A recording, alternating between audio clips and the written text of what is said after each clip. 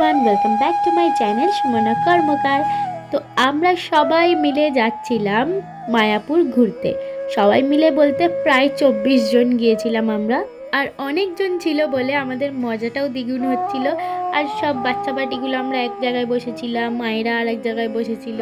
আর বাচ্চাগুলো আবার কার্ডসও খেলতে শুরু করে দিয়েছিল।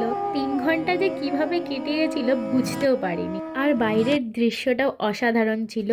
কুয়াশা করে রয়েছে আর সর্ষের ক্ষেত, দারুণ। তারপরে ট্রেন থেকে নেমে আমরা টোটো ধরেছিলাম আর আমাদের 4টে টোটো লেগেছিল। আর চিকুও ওদের টোটো থেকে আমাদেরকে ডাকছিল। আলু লাগছে, আলু সামনে থেকে। আমরা হোটেলে পৌঁছেই ব্যাগ ট্যাগ রেখেই আগে চলে এসেছিলাম খেতে, কারণ আমরা অনেক লেটে পৌঁছেছিলাম 12টার সময়। আর সবার খিদে পেয়ে গেছিলো, সেই সকাল থেকে না খেয়েছিল। আর চিকু গিয়েই ওর কাজ শুরু করে দিয়েছিল। আবার দেখা হচ্ছে নেক্সট পার্টে। এখনের জন্য বাই। ভিডিওটা যদি ভালো লাগে একটা লাইক করে দিও।